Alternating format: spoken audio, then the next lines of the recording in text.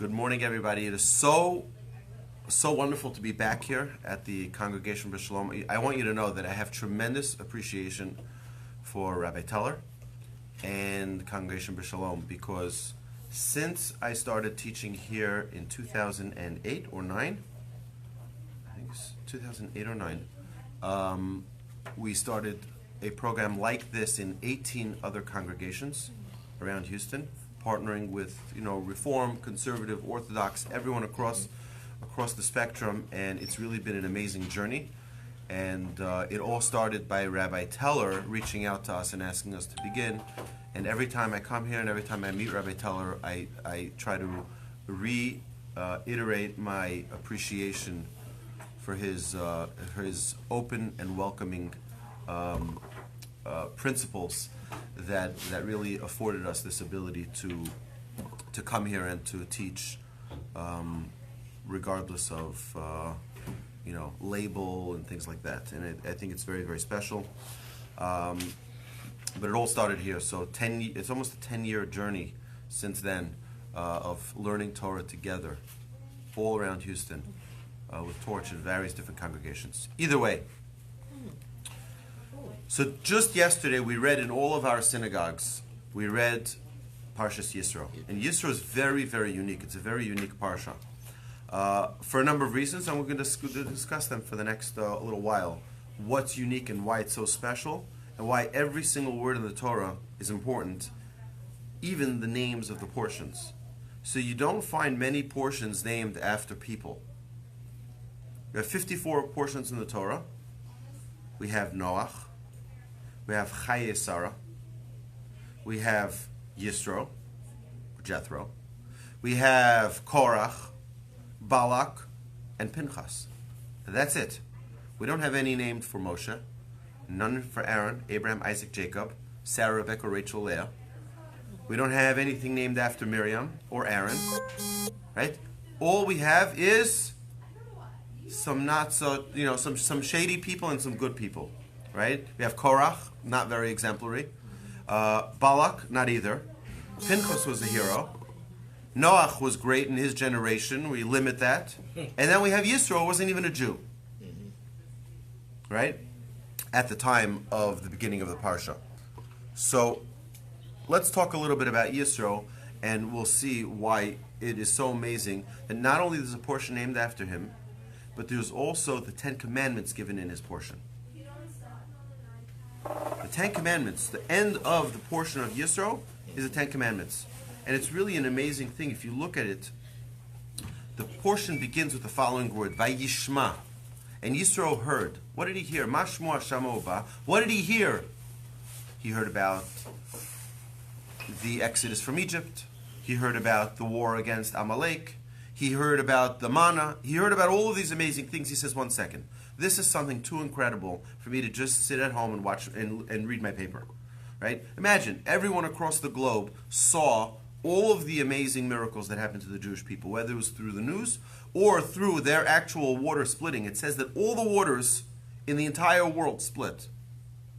So if you're drinking a glass of water, the water in your cup... What was that written? In the Midrash says that all the waters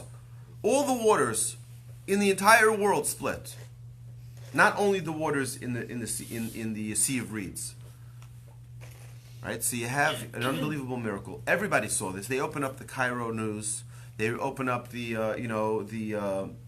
Damascus Times. Right? They open up all of the papers, and everyone says amazing miracles happening. Moses predicts the next plague that's going to befall the Egyptians, and he's accurate every single time. And then the sea splits for the Jewish people. And then they're living in the desert, and they're protected by these clouds. And then the Amalekites attack them, and the arrows get absorbed in the clouds and get sent right back out to shoot the people who shot them.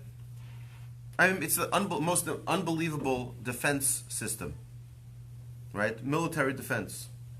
It's almost like the Iron Dome that we have in Israel, right? It just doesn't send it back. Right? It should send it back. That would be amazing, right? It's just unbelievable miracles. And then the Amalekites attack them. and they're defeated. And then the Jewish people are living in the desert, and there's no food. And what do they have? They have the manna. So Yisro says, listen, this can't be that this is just a simple people. I want to join these people. I want to see who they are. Right now, let's not forget that he's the father-in-law of Moshe. It's very interesting, though, as a side note, that it doesn't say that Zipporah, the daughter of Yisro, came to see Moshe. It says Zipporah, the wife of Moshe, went to see Moshe. It was Yisro's daughter. Yisro went, and he took Moshe's wife, Zipporah. It was his daughter. Why did it just say his daughter? Makes more sense than to say, right? It's like, And her sons. right? So this is one of the sources where we learn in halacha that when someone converts, they cut off their relationship with all of their family, right? So their biological father is their biological father, but not in halachic terms. They're no longer their father. Sisters and brothers are no longer their sisters and brothers. Now it makes sense why Jacob was able to marry two sisters, because anyone who married into Abraham's family had to convert. And they had to accept Hashem as their God. They had to accept the commandments. So Sarah marrying Abraham had to convert. They had a child, Isaac. Okay, he was born a Jew. Ishmael was born to Hagar, right? But Isaac was born a Jew. He's the first-born Jew. Isaac marries Rebekah. Rebekah has to convert. They have two children, Esau and Jacob, right? Anybody who wants to marry Jacob has to convert. Rebecca, Rachel and Leah, even though they were sisters, but when they convert, they lose all relationship. So that's why two sisters can marry one man. Okay, because that's always a problem. How can Jacob marry two sisters? Especially because we know that our sages tell us that our ancestors kept the Torah even before the Torah was given. One of the prohibitions is marrying two sisters. Right? So when they converted, they lose the relationships of their family. It's one of the reasons why the Torah tells us an extra precaution to be very, very kind and very careful with the honor and respect to widows, orphans, and converts. Because all of those people are independent. They're on their own. They don't have family, right? A widow loses her husband, right? She's alone. An orphan loses a father. They're alone. A convert loses all of their relationships. And many, many times it's not just they lose it spiritually, but they lose them because their family doesn't want to talk to them. Oh, you convert to Judaism. Yes? Did Cain have the Torah before he murdered Abel? So the Torah, well, so here's the thing. Okay, we'll talk about that in 1 second, all right? Because there's an obvious question. How can he be punished? How can the generation of Noah be punished? How can the generation of the Tower of Babel be punished? How can Esau be punished? How can anybody who did something wrong be punished if the Torah wasn't given yet? We know you can't punish someone if they're not warned. So if the Torah hasn't been given yet, and they don't know, they haven't been forewarned about whatever these sins are, then how can you punish them? Right? Yes. What was your question? My question is, when you marry a Jew that's been, a non-Jew that has been converted to Judaism, that's widowed, what happens to her children from a former relationship that she's married? Well, I'm presuming she's been married before. 1 second. A widow marries a convert. Jew. Yeah. She marries a Jew. Right. Did she have the children before she converted or after? Oh, before. Yeah. So then the children are Did exactly. she has to relinquish them? No, she doesn't really. You don't relinquish your parents either, or your siblings. You don't relinquish them. But there's a halachic separation between them as brothers and sisters, or as parents and children. So, until the children then convert. Right, but still there's a separation even after they convert. Oh, really? Right. Okay. Again, but I just want to share with you in a beautiful midrash. The midrash says, I saw this. It was like so beautiful. The midrash says, so what happened? We know that in the last 6 days before the Jewish people received the Torah, the memo goes out to Moses, from God saying, do the Jews want to receive the Torah? Do they really want this? And they said, Kol asher diber Hashem na'aseh. Whatever God says, we will do. And later on, we'll see at the end of Mishpatim, or the beginning of Teruma, it says, Na'aseh v'nishma. We will do and we will listen. We're in. We're committed. Did all the other nations get a chance? The Midrash says yes. Every other nation got the same offer the Jewish people got. Every single nation got the same offer. Do you want the Torah? Yes or no? Every nation had prophets leading them. In fact, some of them had prophets that were much more powerful than Moshe. So that they should never say, oh, had we had a prophet who was as powerful as Moshe, no, you got even more powerful. They all got the memo. Imagine it was a CC, all prophets, right, at God.com, right? And they all get the same memo. I'm giving out my manual for life. I'm giving out the Torah. Who wants it? So God gets back email responses from the French, right? They say, what is in it? What does it say in the Torah? It says, thou shalt not have adultery. Forget it, not for us, right? The Germans write back, and they say, what does it say in the Torah? It says, thou shalt not murder. Forget it, not for us.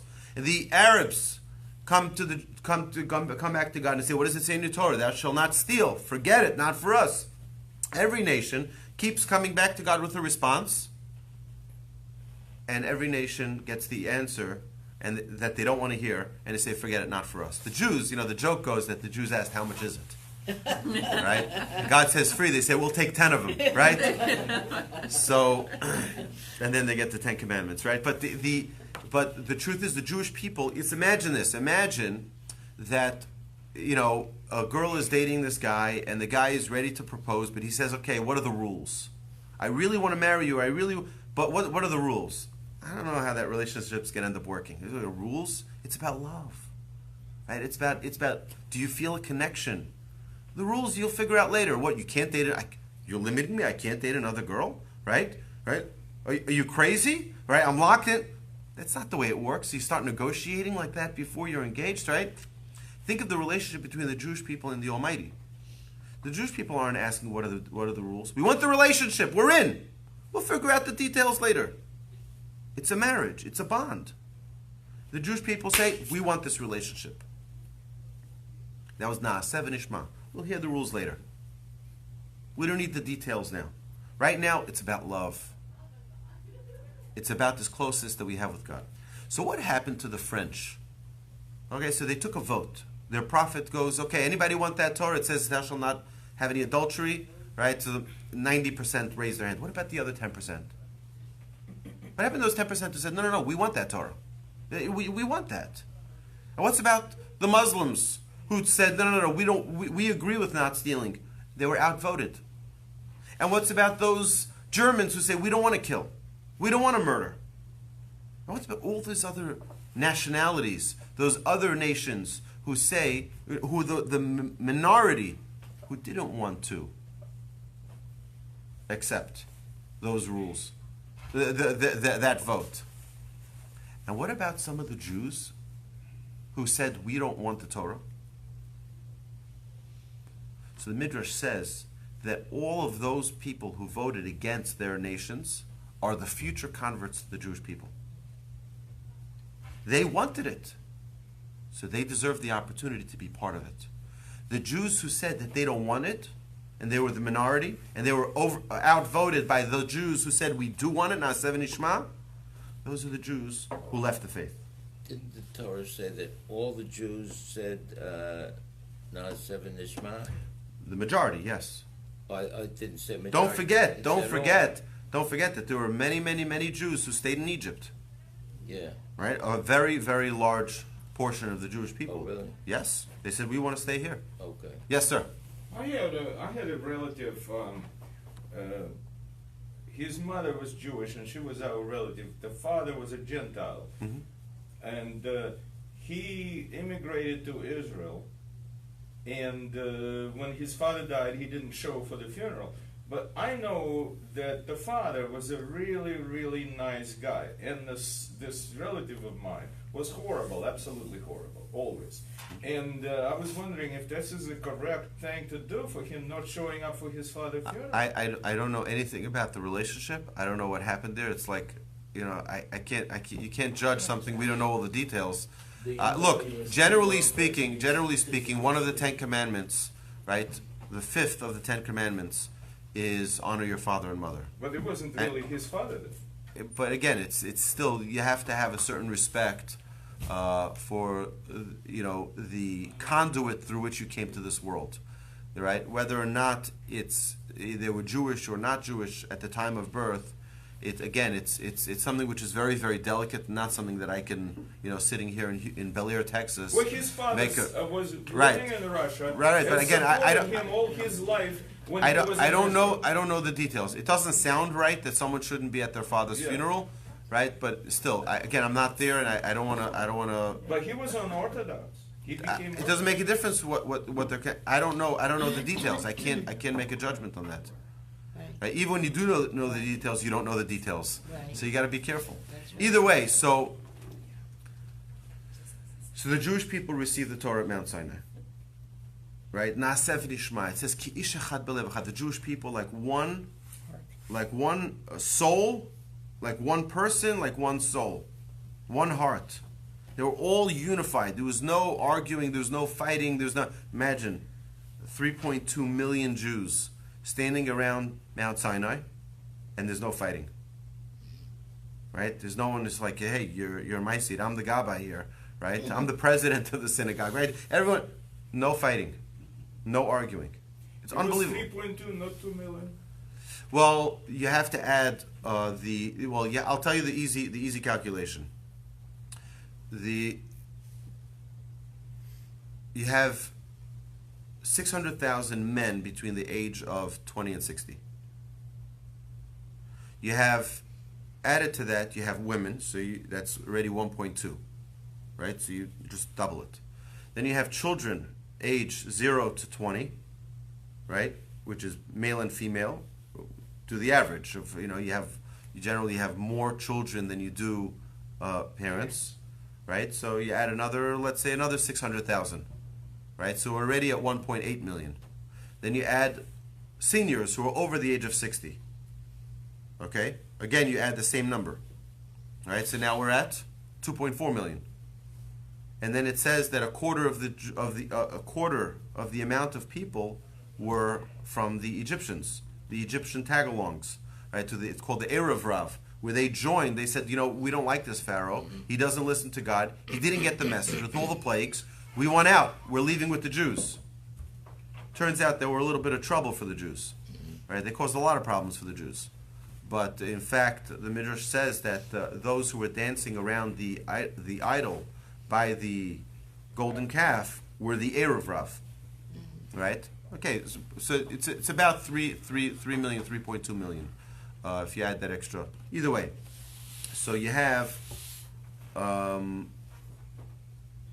3.2 million people standing around Mount Sinai, right? And there's not an argument, and it's just everyone is ready to receive this incredible revelation. Let me just answer the question I started with before. So how can you be punished for something? This was to your question. How can you be punished for something that you aren't warned about? So it's a very, very interesting thing. My great-grandfather writes about this in his book. That was published after the Holocaust, but written before the Holocaust. The family had all of his writings and published it after the Holocaust. It's called Torat Avraham. His name was Avraham. My father's Avraham as well, named after him, after his grandfather. And he writes over there the following. He says, the Torah doesn't tell us anything that is common sense. Common sense you don't need the Torah for. Okay, got that? There is no commandment in the Torah that is common sense. None. Everything that the Torah teaches us is things we would not understand with common sense. Thou shalt not murder is not written anywhere in the Torah. right? So you're all looking at me like, what? 10 Commandments.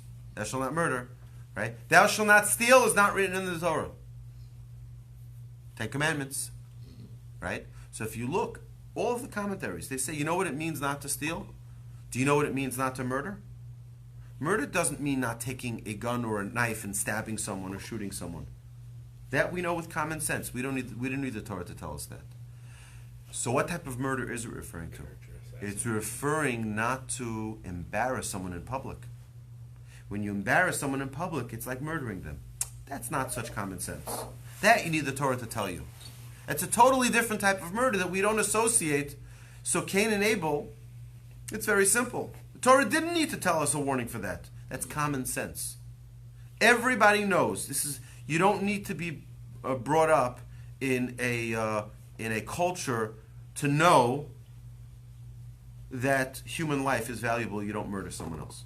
That's common sense. Everyone has a brain, knows that. Not the Arabs. No, they also know that. Right? But if you twist it enough, right, you make it into a mitzvah. Yeah. Right? Like, that's the way they think. Right? But it's not because they say, well, if I was brought up in Gaza, I would also kill people. That's not true. That's not true. You had a question, sir? I have a question. You know, I sometimes the Rabbi Cohen says something and I don't agree or argue. Do I embarrass him by saying something? Not really? Look, it's not. In Judaism, we respect questions. We respect a challenge. That's what look what the Talmud is. The Talmud is all about challenging opinions, right? We don't go to, it's not like a church. A church, you can't ask questions. Over here, we ask questions. I was once meeting with I was doing I'm not going to give too much information about this because out of respect to this other individual, but he's a leader of a big church here in Houston, and we were we were doing a how do you call it? Presentation. Well, not a presentation. It was more of a how do you call it when they do at the beginning of an event? Opening remarks. Opening remarks. We were doing it. They wanted it to be, Haktama. yeah. But they have a name for it. What is it called? What we call Haktama. No. But in English they have a name for it. Salutations. No. introduction. Not an invocation. An invocation. You know, and I spoke over there, and he spoke, and we had this whole routine of what we did. We met a couple times to talk about it. So he asked me, so what do you do? So I told him I do education. We teach, we teach about Judaism. He says, what are you teaching right now? It was a class that I was teaching here, which was on it was question and answers. I don't know if you remember. We did for 4 or 5 weeks. We did question and answers. Any question you want, bring your questions. I sat here with my brother, and we did question and answers. We did it in all the synagogues. Any question you want, anything you've ever heard of. I don't know. Does it make sense? Is it true? Is it not true? Okay. So I said to him, do you ever do a question and answer series in your church? So he stops and he looks at me. He's like, he says, you forgot. There's no questions by us. Right? There's no questions. Right? I said, what do you mean there's no questions? He says, he said something. He says, you know that if they start asking questions, it all collapses. Right? Now here's the thing, you have to understand that in Judaism, we believe that because the Torah is truth, when you ask questions, you sharpen the truth. There's nothing wrong with asking questions. Look at the Talmud. Any page of Talmud you open up in, any tractate of Talmud you open up, you have questions here and there, chopping it up, because we want to know the truth. Give us the truth. I'll tell you something amazing. I was going to say this later, but I'll say it now already. The Jewish people, this is a mistake that all the other religions made. All the other religions have an individual revelation by an individual person. So you have Muhammad. Muhammad had a dream where God came to him and said, "Now you're my prophet. Now you're my leader." So let me ask you, okay? If we had an argument, okay, we're brothers and sisters, okay, brother and sister, and a parent of ours left an inheritance, all right? So we're fighting over the inheritance. I say it's all mine. You say it's all yours, okay? So I come to you one day and I say, hey, with all due respect, okay, I know you think it's yours, I think it's mine, but I had a dream last night. And in the dream, Dad came to me in the dream and told me it's all mine. Right? Does that make sense? Settled. Yeah, it's settled. Because I had a dream. Right? So what would you say? I'll co-sign the check with you. Right? You'd say that's a little crazy, right? Because if God wanted you to get it, he would come to me in the dream. Yeah. Right? Makes sense. So Muhammad getting the dream doesn't help anybody. Plus, so how do they maintain, how do they have 1.7 billion Muslims following that faith? It's very simple. You had a lot of charisma. Guess what? If you don't follow what I'm telling you, you're dead. That's it. It's a very easy alternative. You either believe in our faith or you're dead. That's Islam. It's gangsterism. That's the way it is. Okay, so they rough you up. right, so that's the way. That's the only way you can get people to follow that, and there's no questions asked. You ask questions, you're an infidel. Chop chop, you're done. Okay, yes. And the exclusionary principle that's in both of those spaces as well is like, this is the only way that they have it. I understand from a club perspective, if it's just as good for you to be in this faith and you can walk with God, or in this space you can walk with God, then what's to say that you're going to stay here and your membership falls away? Exactly. So there's you have to keep them in. Judaism, this exclusionary principle. So Christianity did the same thing. You have to take a leap of faith. Right? No questions asked. Take a leap of faith. Right? Believe it. Right? And if you don't, we throw you out, or we kill you. How many millions and millions of Jews? If you think the Germans were bad with killing Jews, think of the Christians. They've killed many, many millions more Jews over the years than the Germans did, and then the Arabs did. Well, the Right? Christianity The overall Christians is the worst religion were- of all religions possible. So There's no question about this. And, Right. this country, the United States, people get enamored with the United States. The Muslims are not nearly as bad as the United States. And we are... So the we don't majority want to of get into the Americans geopolitical are minority. arena here, but it's amazing to see that the Jewish people, on the contrary, not only we don't missionize, not only we don't threaten, not only we don't say it's my way or the highway or you're dead. When someone comes to convert, what do we say? Say no, you don't want to do that. You don't want to do that. Trust me, right? You don't want to do that. You have nine. Yeah, Stick with nine. yeah. It's like you say, well, you have the 7 Noachide laws, and you get a perfect place in heaven. What's the problem? Why would you want 613? Yeah, Why? That's insane. Right? I say it's cheaper to get a psychiatrist than to become Jewish. Why? Right? It would be good business for you. The psychiatrists Right? are not Jewish and make more money for the Jewish people this way.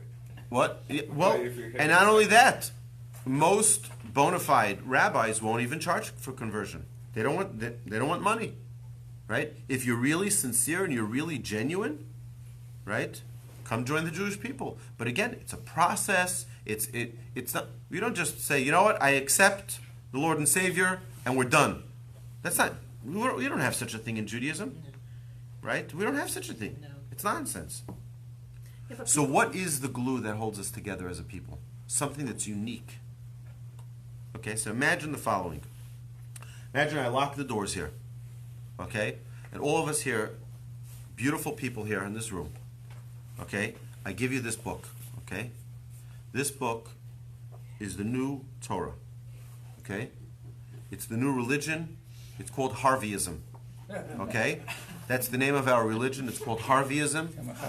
And you open up the book, and in the book it's going to tell you all of the reasons why we are a new religion, and we can all go out there and we're going to tell the nations of the world what an amazing religion Harveyism is, and that's it. Okay, we have a pact here. We have no, right? So we have a religion. Everyone's good. Okay, so now you're going to want to know why we're special. Okay, so you open up, and it says that I took you. You say, believe in me, I am Hashem, your God. Okay, I'm your God, the leader of Harveyism, the new religion. You know why? Oh, look at that. Look what it says. Because I took you out of Galveston, and brought you to Dallas. Right? So it's very serious, okay? And I'm going to give you all of these commandments to commemorate that incident. All right? So I'm going to give everyone a copy here. And when you go home, don't forget, review this, learn this every single day.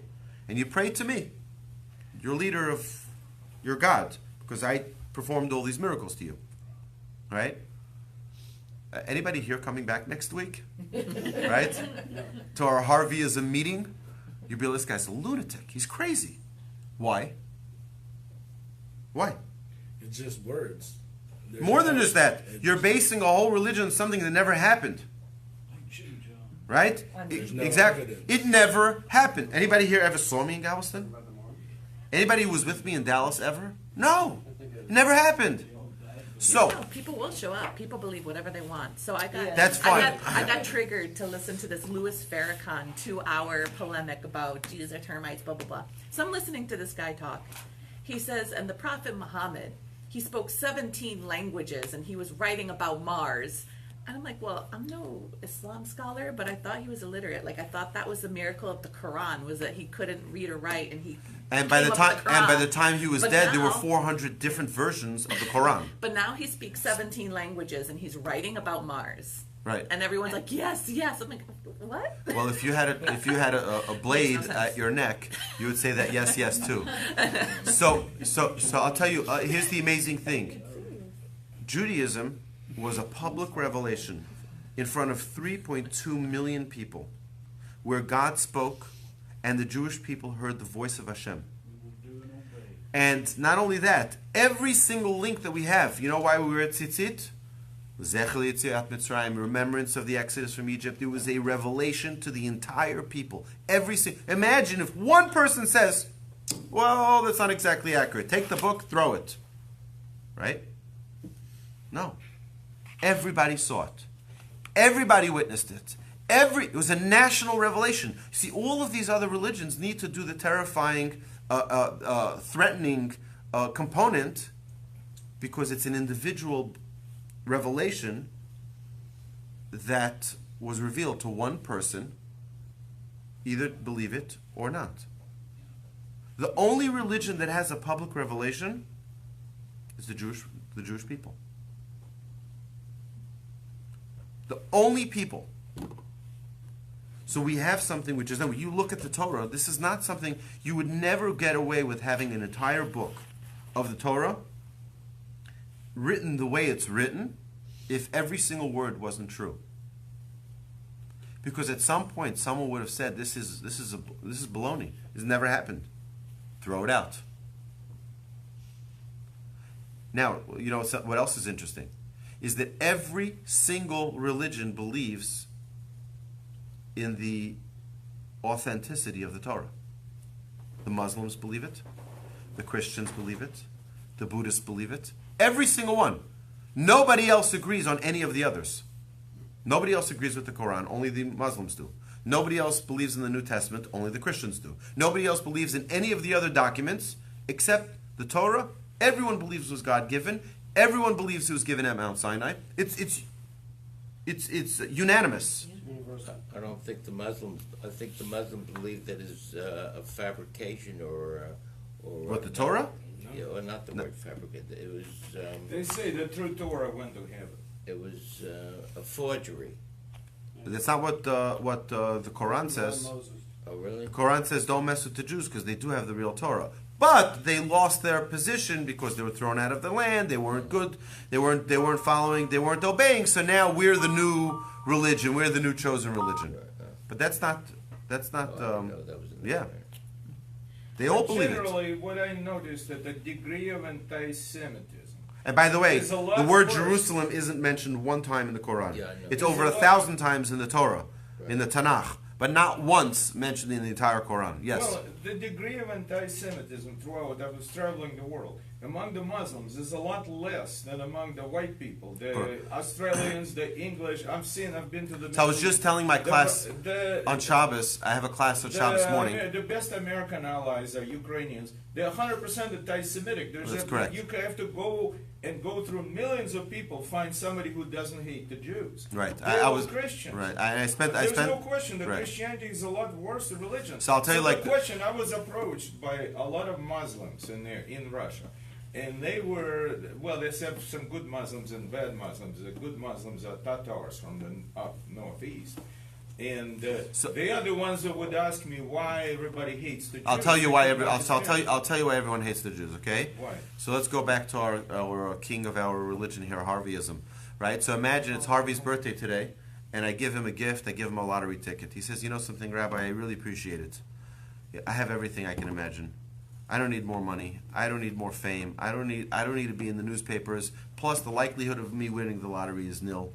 That's right, almost nil. 1 in 14 billion chance that I'll win. So why don't I just give it to my dear young lady sitting next to me, right? So she says, fine. Eleni takes the ticket and she's looking at it. She says, you know what? I'm not going to win anyway. I just want to be nice to the person next to me. So she passes it on and it keeps on going around the room. And here Al gets it here at the end. Al gets the ticket. He says, you know what? I'm the last one in the room. I'll just keep it. Fine, I'll keep it. And he wins. $1.4 billion. Sweet. He wins the ticket. Now, is there anybody here who's going to say, you know what? We're so happy for you. Nope. Not a person in this room is going to say, we're so happy for you. You know why? That was my ticket. That was my ticket. Excuse me. Maybe you should divide it. Maybe you should give it back to me. I didn't really mean to give it to you. Right? Everyone's going to have a reason of why it's not really yours. God gives the Torah. God says to every nation, here you have the lottery. You have the manual. You have the greatest possession on earth. You have Shabbos. You have kosher. You have all of the great gifts. He says, you know what? I don't need it. I'm fine without it. I'm fine without the rules. And he passes it on. Everyone passes it on. Finally, the Jewish people say, you know what? We'll take it. You think they're not going to hate us?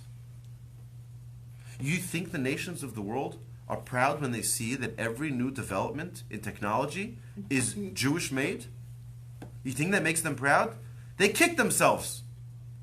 And they say, that could have been us.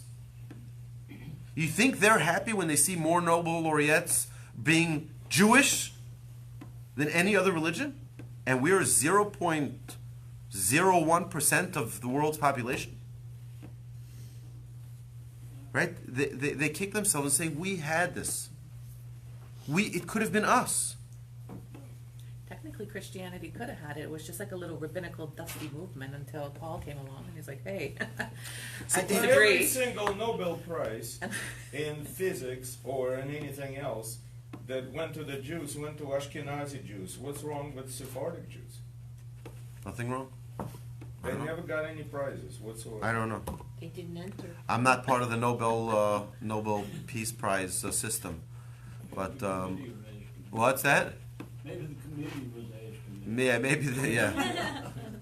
But, Because Ashkenazi aren't spending all their days making hummus and baba ganoush. either way, the Jewish people have had incredible blessing. And it's written in the Torah. You know what Pastor Hagee says? He says, you know why we give so much to the Jews? Because the Torah tells us those who bless the Jews will be blessed, and those who curse the Jews will be cursed. We want to get blessing. Right. It's true. I went to buy a travel iron when I went to Israel, and this woman checking me out, she's like, oh, where are you traveling? I said, I'm going to Jerusalem. She's like, I love Jews and Jewish people, and I give so much money to all these Zionist organizations. I'm like, what? Okay, first of all, can I just buy the iron? But you know, I was growing up in the Soviet Union. Nobody believed in God over there. Nobody, Right. absolutely. Right. But I had to fight every day because I wasn't going to pass by anti-Semitism. So whenever they say something anti-Semitic to me, I would punch them. And so there was every day I was fighting. Right. Every day. Right. And they 100%. were not. Nobody believed in God. Nobody So again- even mentioned Jesus or anything. Right. It was not I don't think anybody cared about that at all whatsoever. The word Jesus was. Look, I have a lot of questions about Russia because, aside from spending a lot of time there, it's you know that in World War II they sent several different groups of soldiers. One only had guns without bullets. One had bullets without guns. I'm not kidding you, right? They sent them out. They knew they were getting slaughtered. They had no way to fight. But they had so many troops, they had to, just keep them busy, right? Either way, I'm not venturing to try to understand Russian mentality or. But you spend a lot of time in Ukraine. They're completely different people. Well, I spent time in. Absolutely, there's nobody worse right. than Ukraine. So either way, let's get back to the Ten Commandments now. So either way, the Jewish people receive the Torah in a public revelation. Right? Now, it's also something to understand. It says they saw the sound. Anybody here see sound? Anybody here see the sound waves? You don't see the sound waves. So, and they heard they heard the lights, the lightning. That's synesthesia. Right? What is that? Synesthesia. So how does that happen? It's a quirk in the brain. It's just a misfire, and it's a blessing for some people. I know somebody that has it, and they see certain rhythms, have colors, and everything that you imagine is backwards. Right. So here's the thing: is that imagine the reason why we can't see sound is because we're very physically connected, right? If we were more spiritually connected, we could see spiritual things in the spiritual world. You know, that happens with LSD. People that will take a psychedelic at the concentration of LSD will have this phenomenon called co-anesthesia, where you mix the circuits. So your five senses mix and match. Mix and match. Yeah. So I believe, I appreciate that, thank you. So I believe that the Jewish people were on such a high spiritual plane that there was a total new reality. They weren't in their regular physical. You have to remember, it's like imagine blowing up a balloon, right? So you take one balloon, it's getting one puff, another puff, it's getting bigger and bigger and bigger and bigger, right? If you blow it too much, what's going to happen? It's going to pop. The Jewish people came from the lowest level. The lowest level. They said they were the 49th gate of impurity in Egypt. Every day they had to climb 2 rungs because they had to get up to the 49th level of holiness. So every day they had to get up minus from the minus and up 1 in the plus, right? So they had to do a whole big change, dramatic change in 50 days. 50 days to be ready to receive the Torah. And then what happens? They're at the highest level. The highest level, ready to hear the word from Hashem. God tells them 3 days separate, man and woman should not be together, so you're even more on a holy level, right? You're removed from all physical realms. You're removed from all physical, right? They're preparing themselves, getting ready to what? To get this revelation. And the Midrash tells us that when God says, Anochi Hashem Elokecha, I am Hashem your God, there are 2 different opinions. It was either all the 10 commandments together or the first commandment alone. In one utterance. Some people say pop. Just the first letter. Pop. Everything. It was too much. The balloon was blowing up too much. Pop. All the souls left their bodies. That's only in the Midrash. That doesn't say that in Parsha. That's why it's important to read the Midrash. Yeah, but they have many different opinions on it. Of course they have different opinions. Many different parts of it. So we never really know the truth. No, it's all the truth. That's what I'm telling you. It's all the truth.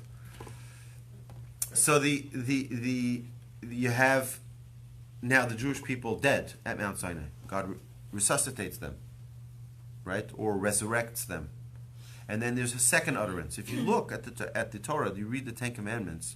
The first 2 are in direct communication between Hashem and the Jewish people. From the 3rd on is in the 3rd person, where Moshe is relaying the commandments to the Jewish people. It's not Hashem anymore directly. Because the Jewish people, after the 2nd commandment, the 2nd time they died, and again being resuscitated, Now the Jewish people said, we can't handle this anymore. We can't. Eventually you can't tape up that balloon that much, right? And they said, we can't, one more time, we're done. They said, we need Moshe to relay it to us. So Moshe relays the last 8 commandments. And if you read the verse, it's beautiful to see how the first 2 are direct. Anochi Hashem Elokecha. I am Hashem your God. That's Hashem speaking to us. The next verse, the next commandment, Lo yelecha Elokim achirim al panai. You should not have another God before me. Hashem talking to us. 3rd commandment, Lo tis Hashem Hashem Elokecha lashav. Don't say your God's name in vain. That's Moses speaking already. Right? It's already a whole different. Well, how come then the Jewish people were totally secular, the Gentiles were totally secular, nobody believed in God, The Jewish people were secular? there was still anti-Semitism? Let's say, at Mount Sinai. No, in Russia. How do we get to Russia? No, I mean, you were explaining anti-Semitism where? In Mount Sinai or around the world? You know what's very interesting? The Midrash says, Howard, this is for you. It says, why was the Torah given at Sinai? Anybody know what the word sin'ah means? Hate. The same root of sin'ah and Sinai. It says when the Torah descended at Sinai, hatred descended as well. Why? It's very simple. All the nations are like, we're jealous. It's inevitable. We can try to make every type of peace accord with the world. It's not going to help. There's still going to be hatred. Yes? I've got a question that I've wondered about for many years. Ask, my son, ask. Sinai is in Saudi Arabia. Why was Hashem's high place in Saudi Arabia? It's not in Saudi Arabia. It's never been there. It's right outside of, it's part of what modern day Egypt is. It wasn't in the promised land. I mean, you know, the promised It wasn't in the promised land, right. Promised land, but I mean, go into the desert, into Sinai. We leave Sinai and come to the promised land and everything. But I mean, why was his high place out there? It wasn't high. It was a low mountain. It was not a high mountain. It was not a high mountain. And there's a reason for it. You know why? Because the key to receiving the Torah is not being arrogant and high. It's humility. God chose the lowest mountain that the Jewish people should receive the Torah on to teach us humility. Yes. It was shaking, thunder, Yeah. lightning, That's right. smoke, fire. Mm-hmm. Wouldn't you, it sounds like a volcano. Potentially. Who makes a volcano? God's got a whole set of That tricks. makes it even more awesome. You Right, know, that's right. Absolutely. So God here is bringing together all of these amazing miracles while the Jewish people are standing there at Mount Sinai in a sight, in a revelation that is never to be forgotten. Ever. Unbelievable revelation. Right? Imagine you were there. Imagine you were standing right there and you receive. Now don't think, okay, take the movie The 10 Commandments out. Okay? Forget about Charlton Heston. Forget about that, okay? 90% of that movie is not accurate. Right? But just for the imagery, so you have it in your mind, the concept, the idea of what the revelation was is just unbelievable. That's awesome. Right? Awesome. Right? The splitting of the sea, all of the miracles that the Jewish people witnessed. I mean, here they are, like how can this is the most? Every day they walk out, they have manna for 40 years. 40 years in the desert. They never needed to, go to the supermarket. They never needed to worry. No, don't forget, the Jewish people were very, very wealthy at this time. Clothes never wore it out. And the clothes never wore out. And I never had to go to the bathroom. Unbelievable. It's just, right? They're living in a miracle. And you Yet still they had complain detractors. about everything. And you still had people like Korach who went against, and you had others who were always You always had troublemakers. Always. The Jewish people always had their share of troublemakers. That's the reality. No, I mean, what I was trying to say is that if you don't have any knowledge of Torah given to the Jews, you have no knowledge, It's you never even heard of the ingrained. Bible, anything, why would you be anti-Semitic then? Because it's ingrained in their DNA. Okay, well that I would accept, But that's the reality. You're right. Many of them don't even know what religion is, but they hate the Jews. That's for sure. Right. It's part of their DNA. Raised that way. It's funny because when the Torah tells us about that hatred, it says the Rashi says halachahi. it is halacha, right? Meaning it's set. Now, it's interesting that halacha doesn't mean set. Halacha means from the term halichan, the way in which you walk. If you notice, there are some non-Jews who love the Jews. There's some non-Jews who hate the Jews, and it's irrational most of the times, right? They don't even know why they hate or love. And there are Jews that hate the Jews. Right. Okay, that's a separate problem. That's a separate. Those are the troublemakers. You always have that, right? But most of the time they don't even know. They've never even seen a Jew. They've never even seen a Jew, but they know they hate them. They know they hate them. Well, they have horns. That's right. I had mine removed a few years ago. Right, but it's either way. Ask me that once. So the Jewish. Why do you think? The Jewish people receive the Torah Mount Sinai. I want to just focus on one of the commandments. The fourth commandment is the mitzvah of Shabbos, and I saw a very, very beautiful idea from Reb Nachman. This is in honor of Rabbi Cong, because he always mentions Reb Nachman, right? So I'll share with you one idea from Reb Nachman. It's just so beautiful. I saw this Shabbos. So why do we make Kiddush on Shabbos with wine? So I asked this at my Shabbos table, and my wife came up with a very beautiful idea, right, that she's heard over the years, and that is that wine is the only fruit that by squeezing it gets elevated. If you take an orange, which is a Borei Priya Eitz, which is stage 3 of blessing, and you squeeze the juice out, it becomes stage 1, Shakol Niyeh B'Dvaro. Goes to the lower blessing. You take an apple, you make apple juice. The apple is stage 3 blessing. It goes to stage 1. When you squeeze it, the juice becomes stage 1. You take a grape, stage 3, and you squeeze it, it becomes wine, and it becomes stage 4. It gets elevated. So my wife's idea was that Shabbos has the potential of taking the entire week and elevating it.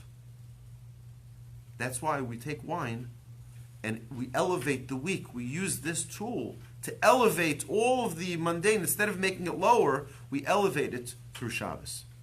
It's a beautiful idea. It's a nice idea. Beautiful, no? I'll tell you what Reb Nachman says.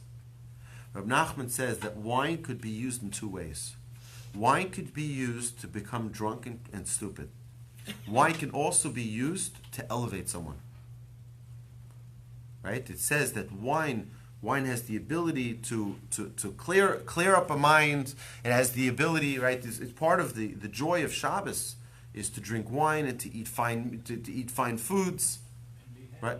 And be happy, right? Yain yisamach levav enosh. Wine makes a person glad, makes their heart happy. Many great qualities for wine. But wine, if you do it the wrong way, can make you drunk and insane, and completely inebriated. So it's a double-edged sword. You're not sure if it's right. Wine can go both ways. So Reb Nachman says we start Shabbos with wine to tell us that our whole week behind us has the potential to become a low week, or it can become a high week through Shabbos. It's saying that it's in that scale can be tipped in how we take that Shabbos. So we take the wine with the hope that we elevate our entire week. We take our entire week and make it holy and bring it up. It's interesting though that wine, if you take the numerical value for wine, it's Yud, which is 10, Yud is 10, and Nun, which is 50. A total of 70. You remove the 0, it's 7, right? You remove the zeros. You take many of the foods that we have on Shabbos equal the number 7. Dag is fish. It's Dalet and Gimel, 4 and 3. Numerical value, it's 7. You take Basar. Basar is meat. It's Bet, Shin, Reish. It's 2, 3, and 2. We're again at 7. And there are many others. Marak. Challah is the same way, I think. Challah. Challah, it starts with 8 already, but if you do it, we can figure it out. We can it. figure it out. 7. Well, Challah, let's see, it's 8, and 8 to 16 is 1 and 6. That's right. You can Is mess 7. with it and get 7. Right? So you have all of these. You have all of these magical numbers. Marak also, you can do that with soup. Right? Mem is 4, Reish is 2, and Kuf is 1. You have again 7. So you have all of these things leading up to 7. It's interesting. I'll leave off with this. Why do we say l'chaim in plural? Right? It's a plural. You can't say l'chaim with singular. There's no way to say l'chaim. Why? You know why? Because what do you have to make it plural? 2 yuds. You know what a yud is in Yiddish? Is a yid, a Jew, right? You can't make l'chaim without 2 Jews, right? 2 Jews need to come together to make a l'chaim. You can't make right. You need 2 yuds to come together to make a l'chaim. So Hashem should bless us all to be uplifted through the acceptance of the Torah. This week is already Parshas Mishpatim. We're going to read tomorrow Mishpatim, and on Thursday, and again on Shabbos. Yesterday by Mincha we read Mishpatim. Those are the laws that we're getting into the details of this relationship between us and Hashem. Every mitzvah is there to uplift us. Every mitzvah is there to correspond to one of the limbs of our bodies that we can make pure and holy through its observance. So Hashem should bless us all with great success throughout our week, and with Shabbos to lift up our souls, to lift up our bodies, to lift up our week, that it doesn't stay low and mundane, but rather become holy and spiritual. Have a magnificent week, everybody. And thank you so much for welcoming me to this class, even though I'm not as handsome as Rabbi Cong. You're welcome. Big compliment for Torch from Hebrew Free Loan, because Torch gave them